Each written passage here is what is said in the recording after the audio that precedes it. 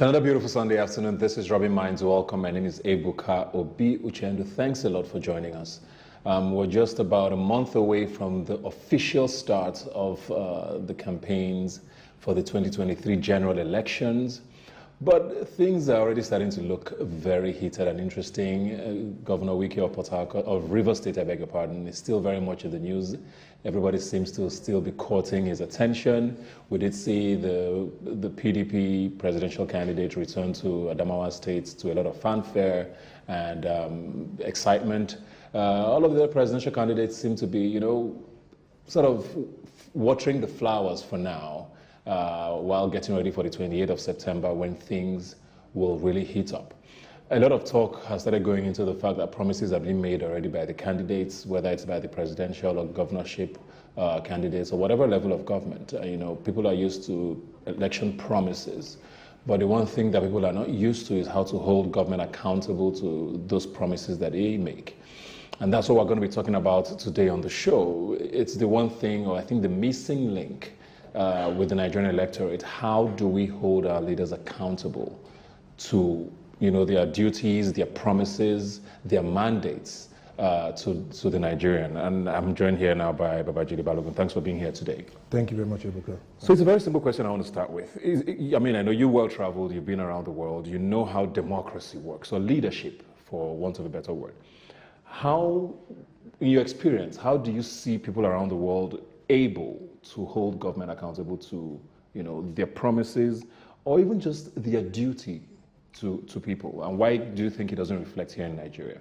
Thank you very much. So outside Nigeria, we see people, for example, consumers, you go to a store, you try to buy stuff, and then after buying it, if it didn't work for you, you go back and say you want to do this thing, and you get a refund or return. Yeah. But here in Nigeria, our government, we pay taxes, and after paying these taxes are meant to be, the money are meant to be used for things, but it's not being used for that. And there's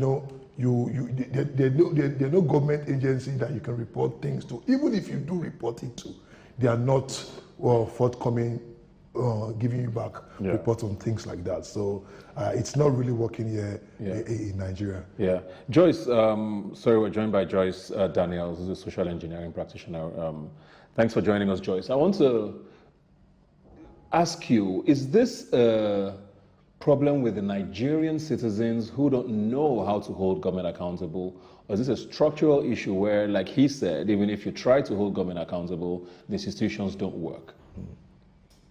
Thank you, Ebuka. Thank you for having me. I think it's a bit of both, and we can even link it back to our culture of what we call power distance. That's the ability to speak to people who are, as it were, older or ahead. So in our culture, as is not only bound to us, it's across the world, we typically don't have children who can question parents about parents' decisions.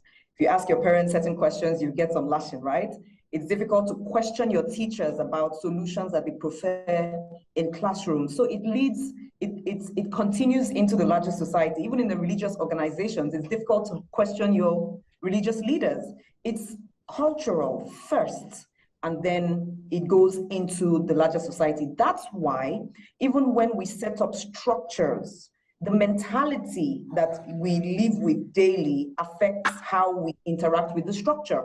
So someone who will not respond to their teenage child at home is wondering why Nigerians are asking him or her questions. As in, what's wrong? What's wrong with these people? So it's one affecting the other. Can it be fixed? Yes. But that's the answer to your question to start with. So I hear you on the cultural side, and of course there's also religion. There's a lot of, which is why you go to events and there's always my Lord spiritual and temporal. We seem to hold certain these figures on such a level that it's almost like they can't be questioned. But I hear you on how culture seems to be affecting that. But we also seem to be at a time where we talk about Gen Zs, and the young people are a little more vocal now. We've had the Freedom of Information Bill, which has become an act and law now for a couple of years. Is it accessible? Is it something, do you see the culture in any way changing? I mean, the End SARS protest continues to come to mind, but was that a one-off move, or do you think Nigerians are now at a point where, you know, we just don't want to hear promises anymore, and, you know, that culture might start changing? I see that it is gradually changing. As with anything, it will take some time with the right amount of effort, which I see is being put in. We have organizations like Budget, like Serap, who are structurally helping the accountability process. And then with the advent and democratization of social media, it is getting easier. So we see a document come out where certain amounts of monies were appropriated for bush clearing. And in a matter of 20 hours, it's all over the internet. Every WhatsApp group has it, and people are now asking questions. It might take some time to be more systematic, but it is happening. It is going on. Okay, I'll come back to you, Joyce. She brought up social media there, which was what I wanted to touch on next. You know, and there's an argument about how much power social media even has. You know, we heard the example she made. We heard about the bush cutting for 2.5 billion. We heard the story about termites eating documents. We've heard about snakes swallowing money.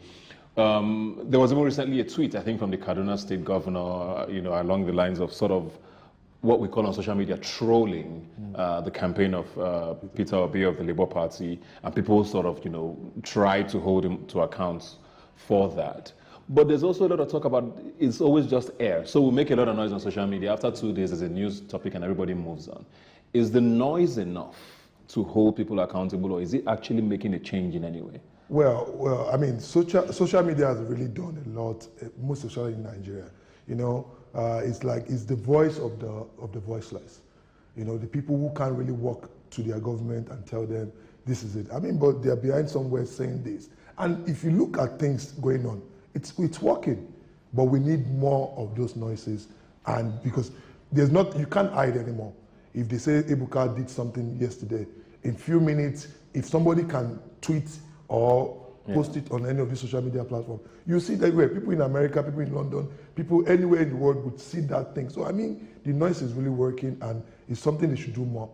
But if you get bashed on social media, and I use that word very loosely, you know, for something you did, and then nothing comes of it, and then it happens again and nothing comes of it, do you really now just think, oh, this place, nothing can really come out of it? Don't you think that leaders are at a point now where they just actually believe that social media really doesn't have any power? I don't think so, because the leaders are on the social media. Even if they are not personally on there, they have people, SAs and PAs who are on the social media, who takes back word to them.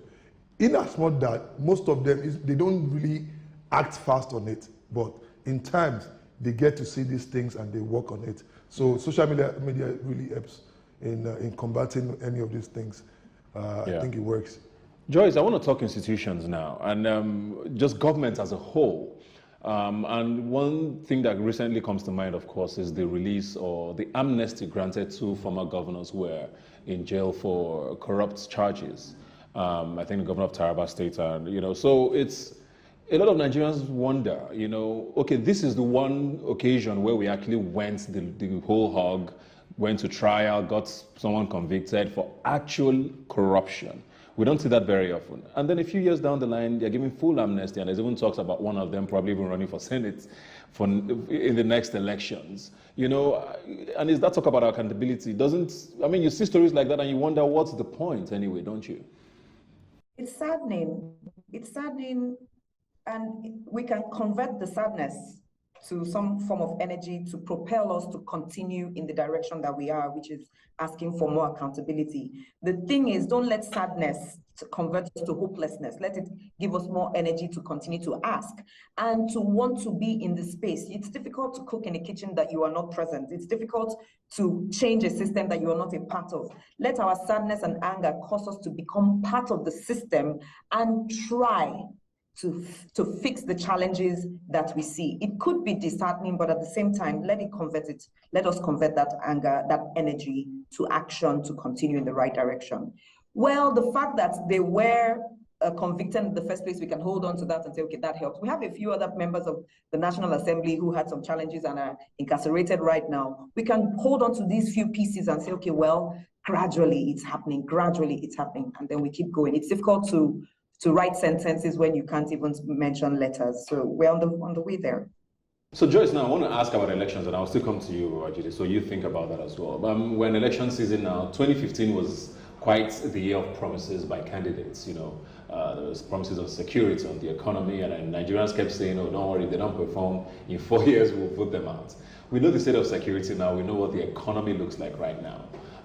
We're back there again. We have candidates already starting to insinuate a lot of things that they're going to do. What should Nigerians be thinking about at a time like this before we start thinking about holding them accountable whenever they get into office? But at this point, where we start hearing promises, what should we have in our minds? Buka, what should we have in our minds? Wow. First of all, let's try. And I say that with every sense of responsibility, appeal, try to be objective, much more than being emotional. Yes, we are emotional beings, and almost every decision is made on an emotional level. We need to make the effort to come back to who is saying what, why are they, what's track record. So let's try to be objective, ask questions. Let's also try to be involved in spaces where we can interact with these candidates to ask our own questions and keep the proof and the evidence of responses given, because these are the things we will use in accountability later, or for accountability. One thing is, if you don't have a material to hold on to personally, you might just not have the energy to go with it. They say, yes, they've come again, but are you more involved in the process as well? And I say this because if you're trying to get a job, you put every effort in to get that job. You get your CV if you think you can be part of the solution. So some of us, you and I, we think we can be part of the solution. Then try and get into those campaign organizations, those places where the conversations are being had. Try. Make sure your voice is heard, in that you would say, I can do this. This is how I will be part of the solution that you are saying you will prefer. So that by the time we get into office, I can also be part of those who are making it happen. It seems like a tall order, but guess what? People are doing it and it's working. So let's all just try. Robert, same thing, because we are going to hear those promises. We're already hearing those promises. Like she said, how do you separate what you want to hear to what actually is possible? Because if I hear, oh, I'm going to make $1 one naira today, it's going to get me excited, but is that realistic? How do you decide what's realistic and what, should be actually possible? I see before now, I think the current election thing has really, really changed. A lot of people don't even want to listen to, I will. It's not about I will. What have you done when you were there? Because most of the people who run it at this current for the presidential election have held one offices or the other. Yeah. So it's not about what I will do. It's about when you were there, what policies did you get done? What have you done? And the thing is this: a lot of them are, Nigerian youth now, as it is. If you look at the percentage of the people who are going to be the larger percentage is the Nigerian youth. So we don't want to listen to what we would do.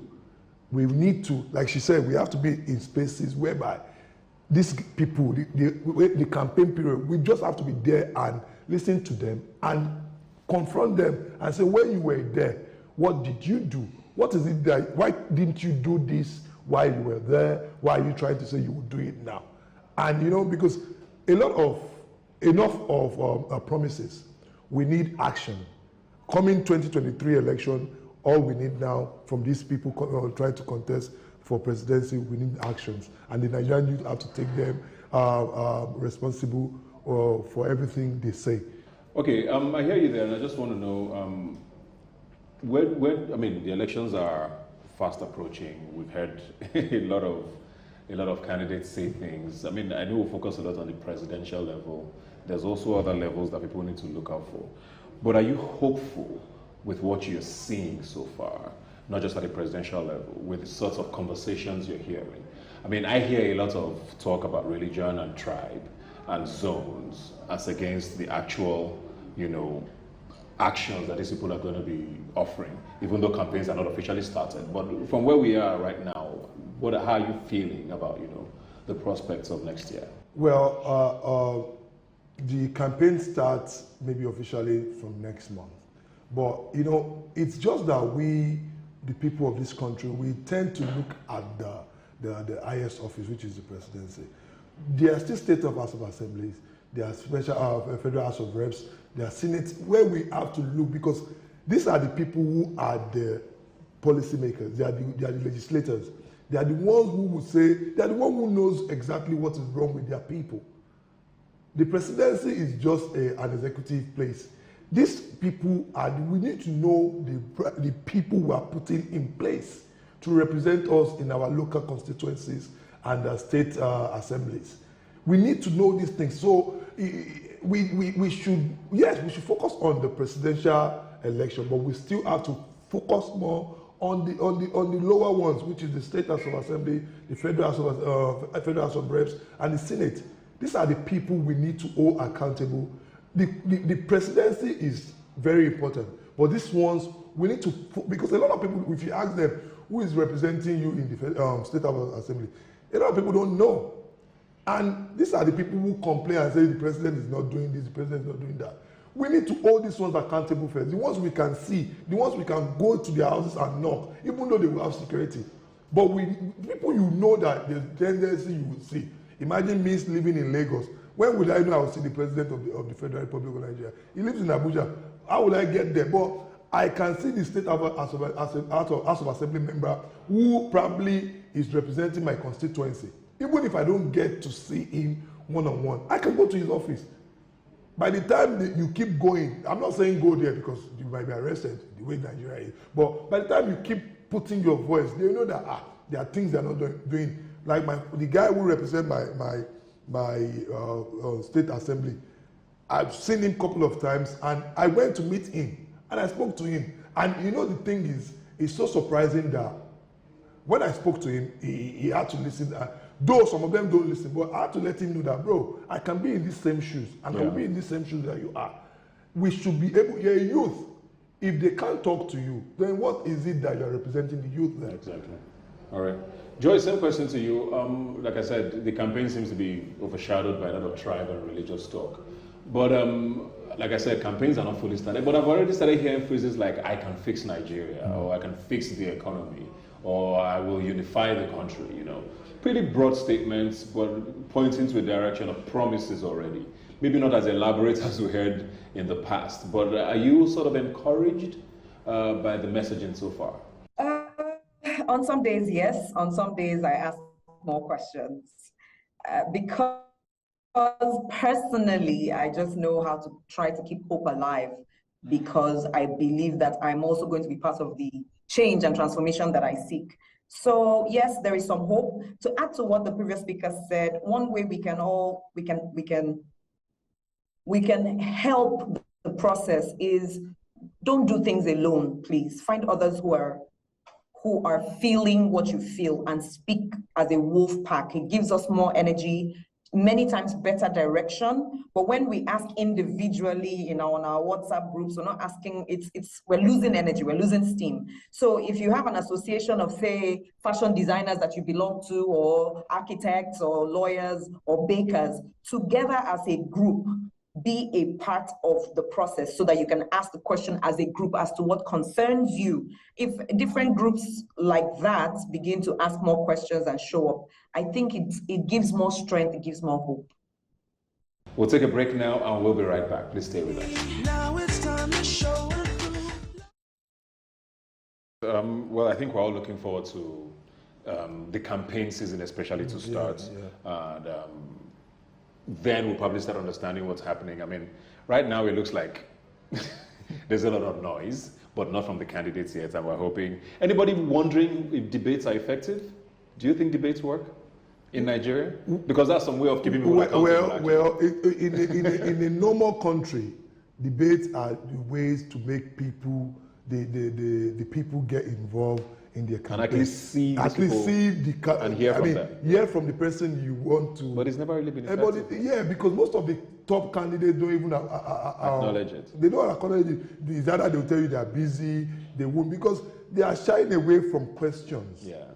Because they don't want to show their flop on live broadcast on national TV. So they try to shy away from it. But I think it's very, very effective, and we should call for it. Joyce, do you agree? Joyce, do you agree? Do you think we're working? Help. If not anything else, they help us.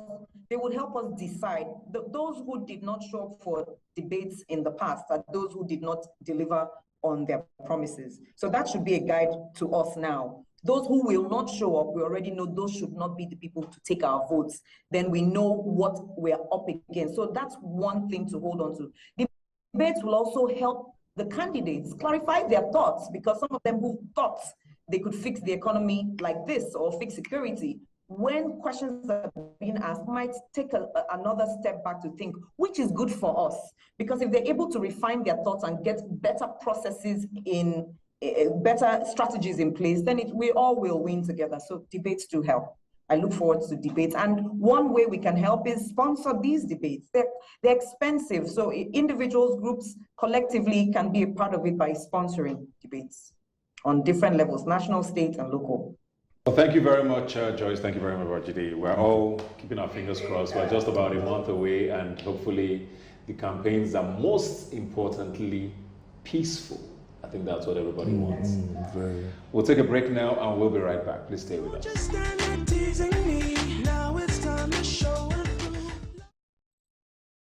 Welcome back to the show. I have a special guest here with me, Bella Shmurda. What's up? I'm good, my brother. Good to see you, man. How's it going? Everything is fine, man. Welcome to the show.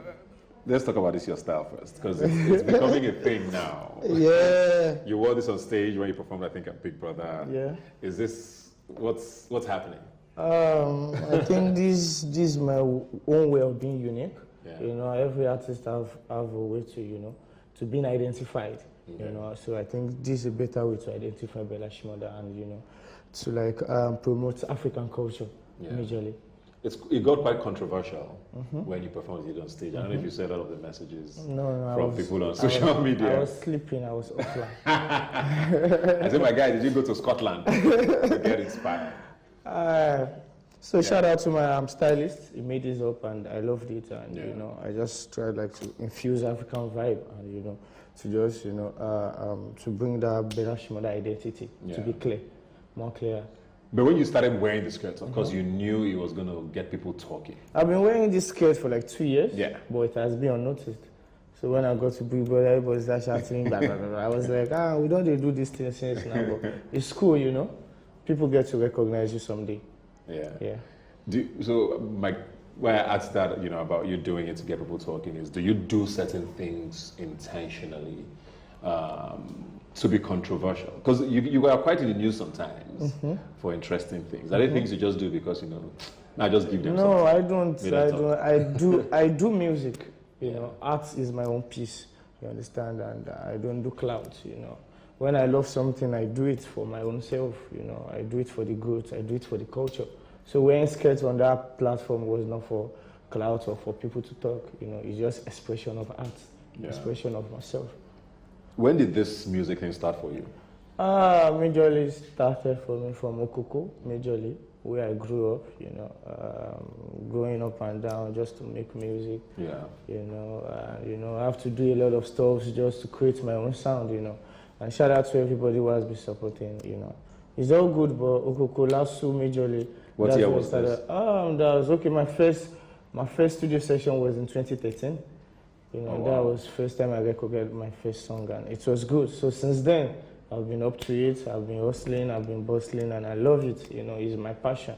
So I've been doing that. So you're talking about 9 years now since your first time in the studio. Yeah.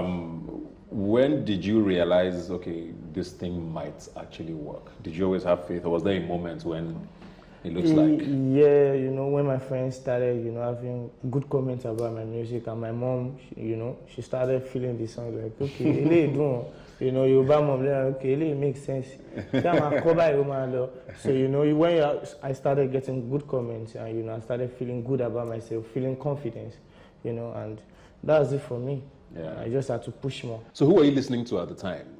2013, 2014? Which artists were you listening to, influencing you? Most of the genres, you know. My mom is Yoruba, so most of the time we go to church, you hear Topi Alabi. Most of the time where she's going to work and I'm going to school, she put on Wasia and Awino Ishola. So all this music together, you know, made me, you understand? Yeah. So even when you listen to my song, it's not just Afro, you listen to that Fuji in my voice, you understand? And that's where it started from. So majorly, I listen to Wiz, I listen to Popcorn and Saden, you understand? I listen to a lot of these people. I listen to Olamide Bado, you understand? Orisha Femi, you understand? Likes of Nice, you understand? You know? Yeah. These people's sound and vibes, you know, made me. You understand? Yeah. That's a very interesting mix because I've heard Fuji, I've heard Afrobeats, I've heard some rap there. How do you blend all that to get Bella Shmurda's sound? I listen to music just to learn. Because, you know, some people spit a lot of truth, and that's what I'm about. I want to hear some sense. You know, I want to understand better things, and that's what Nice does in his music. You know, that's what Olamide does. You know, in the music, that's what Popcorn does. You know, these are the people I listen to. I listen to Fuji, Wasianyide, Awino Ishola, and these people do contemporary music. Like, they are true to it, and that's the kind of music I want to put out. Yeah. Yeah. What year, though, what song did it for you eventually? Eventually, the last couple of years. Yeah, Vision 2020. Shout out to Olamide Bado for jumping on the remix. You know, I just had this feeling at that time, like things are not working out, and I feel most of the problem I'm having is like, be like, all this government, no way. You understand that kind of thing, but it's all fine. Vision 2020 was just a conscious sound to keep people, to make people awake, to keep them awake, and you know. Olamide Bado jumped on it, and that was it for me. How did you get him? Okay, shout out to Poco. Poco was involved. We had to make a viral video because he heard the song and he was like, yo, Bella, this song is sweet too. Mook, we do viral video. And at that point, I don't even have money for video. I was like, yo, video, okay. It was just like, okay, just call any of your friends that can handle a phone with the camera, and you know, we do a video, I will post. So Poco posted, Olamide Bado saw it, you know. Poco posted, it went viral, Bado saw it, and he called me up. So I went to his place with Poco, and he jumped on the remix. Shout out to Adi Kabasa, he did the beats, you know, he had to remake the beats, and Olamide did his thing, and he supported all through. It's very interesting how many stories I hear from artists these days that has social media as a big factor in how their lives changed. You know, do you think record labels are still important today? Because, I mean, we see a lot of people, CK, all of these people who just, with TikTok or Instagram sometimes, your career or your life completely changes. Definitely. Labels, social media, the new record label. Labels are important, you know. Some of us have financial issues. We can't even make videos, you know. We can't even do some kind of things. We don't have money to record. When I started, you know, I have to work like 247 just to pay 7,000 for my studio session. You know, at the point I have to steal one of my brother's bike, you know, to go and sell and pay for my studio. Have you paid session. him back? I've paid him back. He's doing well now. So you understand. So this kind of things, label are also important, but every artist out there should watch out. They should get a good lawyer in case you want to sign anything. Get a good lawyer, watch out, and you know, just be yourself and be conscious of whatever you're signing. You know, but labels are good. You know, they help in one way or the other. But you know, if you believe in yourself, you can still do it alone. Yeah. What's your status now with One World? One World is all cool. I'm cleared of mine. I'm now Dan Banner Republic. I'm a CEO now. So I'm Bella Shmurda. Was that resolved? It's all resolved. All resolved. Lately. When was this? I think about a year ago. My lawyer is here. He's always going about with me. So everything is... So make sure you're saying the right things. Yeah. No, to make sure I'm just fine, you know. Yeah. No illegal issues. So it was Dangwana. Is that your record label? Yeah, that's my record label. So me and my brother, Maybridge, we just sat down with it and be like, yo, we can do this, and you know, we created this label, and I have myself as one of the artists and also a co-owner. you know, and we are all doing things together. Yeah. So I hear you when you said, you know, people should be careful, get a lawyer and all of that at the start of your career. But I also hear a lot of artists who have been through this, where they say, you know, I signed this deal and maybe it didn't work out, or the record label tried to do my head in or whatever. Is it possible when you are really hungry, and I'm not talking about for food, hungry for success, to actually get a lawyer to sign the kind of deal that you want, especially at that time where you're, you're desperate for anything? Yeah, this question will take me back to the one word. When I wanted to sign with the one word, you know, I was in school, so I had to go and call a law student in a law department to come and help me. And this one said, no know anything. What level? 100 level? Like, probably I was in 200 level. The law student? I was in 200, I was in 300. So we used to, you know, stay at one ghetto and smoke cigar together. And I always see white and black. I was like, you, Edmond. Don't look this thing for me. Not a study, sure, you understand, bro. I understand how people feel, you know, being in that status. But now we're in 2022, you know, people should understand better. Understand? You shouldn't rush things now. You know, the music is large enough. You should know it will reach your side. The sky is, you know, the sky is wide enough for everybody to fly. Yeah, so, but it's also a business, which is, because people always make it look like the artists are victims, and nobody ever seems to understand the record label side. So now you own your record label, or you co-own your record label, and you are now running a business, so you're going to invest in artists, I believe. Is it easy to be able to do that and not be seen a certain way, if you know what I mean? Because artists will always want to, at the end of the day, say, I beg, now I don't blow, I need to go on my own. How do you want to handle that now as a record label co-owner? Definitely, you know, every artist should know, if you want to know, you should know what you want for yourself. So whatever you want, you should put in that paper. So you guys should reach, you know, a level of agreement. You understand? So it's not what they bring to you, you just go and sign. You understand? That's what happens most of the time. You know, I have a friend, a case like that, you know, they have to be, on his contract, there was no year of release for him. You understand? So till infinity. Till infinity, like, I don't know. You go just the sing, they go, you know. But it's all good. Just get someone that is wise. And, you know, protect your music is important. That's the future. If you go, your music will remain still, it will keep playing. And that's what, you know, people you leave behind we feed on. Understand? So even if you are desperate or you want to blow, you know, think about your intellectual property. It's important. Go back to the music industry now. You started in 2013. Even between 2013 and now, there's so much of a difference in what the industry is like now. And a lot of you guys now, the Gen Z artists, are in charge. You know, how do you feel about the way the industry is now? And do you feel any pressure to sound a certain way? Because there's now a rush for people to go international. Oh, I'm touring America, I'm touring Europe, I'm featuring Nas or whoever it is. You know, do you feel any pressure to start singing or sounding a certain way to please that Afro beats? Yeah, audience? Definitely. You know, for my ends, there's no pressure, but definitely every artist wants to grow. And for Afrobeat, you know, Fela started this, and we have to take it from where he left it. You know, my music, my sound, I want it to grow, so I must definitely improve. You know, just to, like, you know, suit everybody. And for me, I'm a Gen Z, definitely, but I want to sing for the older people. I want to sing for the younger people. You understand? So that's music generally. Music is expression, you know, and everybody have to, like, you know, be in that motion. You know, it's not about how you want to switch up your sound. It's how people will understand it. You know, in different levels. Understand? You can't just keep singing for a certain set of people. There we go. What of the younger people coming?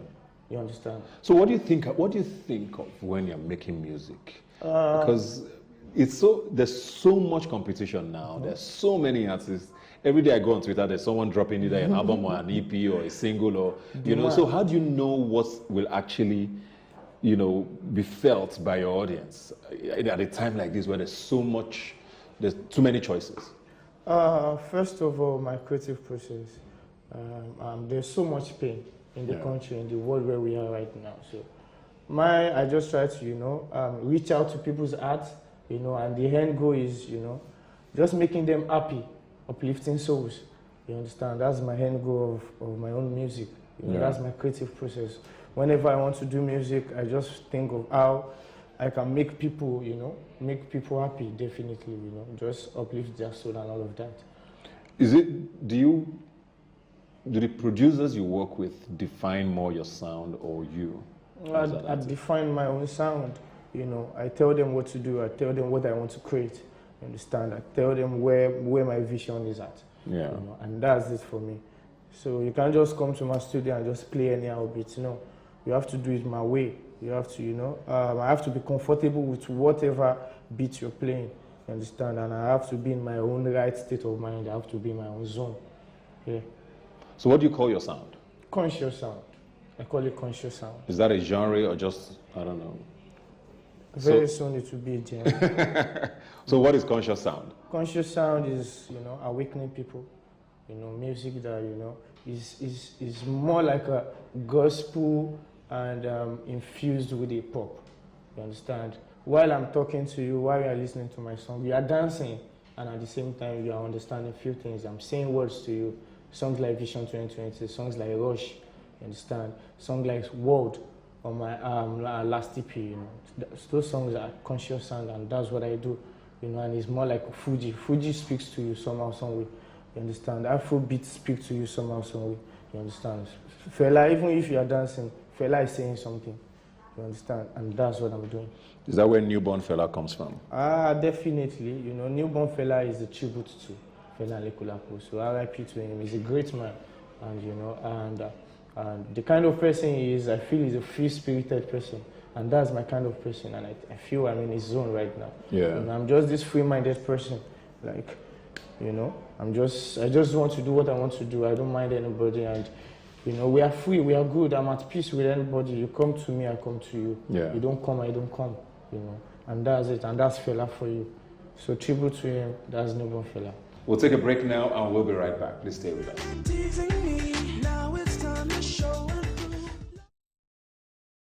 I want to understand, this name, first of all, explain it. I'm sure you've explained it a few times. I want to hear it from you. Okay, my name is Abiola, so I coined that to Bella, and I used to love Bobby Shmurda so much, so I just took the Shmurda. So that's Bella Shmurda. Does he know this? Does he know this? No, he doesn't know, but don't worry. You will see us together very soon because we are planning something. Really? Yeah. A lot of you in your generation and music now have been accused of trying to bite off the Fela legacy. Mm-hmm. You know, is that you dress like him, or you're trying to sound like him, or everybody's calling themselves a young fella, or whatever it is. So many artists have been accused of that for different reasons. It's almost like, oh, once you attach yourself to the Fela brand, it's a way of, you know, getting more of an audience, especially internationally. Is that the case with you, or is it actually? There's a saying that don't forget where you're coming from. You understand? Fela is the originality of, is the origin of Afrobeat. So if you forget Fela, then you are not even doing Afrobeat. You are not in the scene, in the zone. So you understand? So everybody's trying to like Fela this, Fela that. You know, it's tribute to him. You know, it's tribute to him. So it's a thing of joy for me to attach myself to originator of the kind of music I sing. Yeah. Yeah. Fair enough. Who have you not worked with that you'd like to work with, like a fellow artist? My fellow artist. Shout out to the female, you know, the females in the industry. Likes of Thames, I love her, she's doing well. Likes of Tiwa Savage, you know, likes of Aista. These girls are doing well, you know, and you know, I'm proud of them. These people are doing well, you know. Can't you imagine a Bella Shmurda and Thames song? It should be crazy, man. That's a very interesting combination. Sorry, go on. Yeah, so I work with Olamide Bado, with Wiz, with, you know, you can name it, you know. But I'm still here. I'm going international, so, you know. Shout out to international? Everybody. Yeah, definitely. What's the plan? The plan is to, you know. Are there people you're working with already or planning to work with? Yeah, I'm planning to work with myself. More of myself. Internationally. Internationally. You understand? And, you know, I'm planning to work with better people. Yeah. People that can make me better, that can, you know, that can consistently give me growth. Yeah. You understand? So that's the plan. So anybody you are there, if you can make me better, I'm open to work. Yeah, great stuff. What's coming for the rest of the year for you? What are we looking forward to? For the rest of the year, project-wise? Yeah, I'm working on my debut album, my first album ever. Finally? Finally, yes. So, and it will be out soon. How soon is soon? Yeah, soon. But it will be out, and it's called what? Hypertension. It's called Hypertension, Love and Lost. Understand? So that's Bella coming through with, you know, the real Bella. I've been working on myself, but I feel it's time to like people to see the real Bella and the kind of music in a proper body of work. in a proper body of work, and the kind of music I really want to do. You understand? Yeah. You know, without pressure, without tension, in my own lane. Any interesting features we should look out for? Yeah, I have Caspano Vest. Oh. Bobby Shmurda. Oh, finally.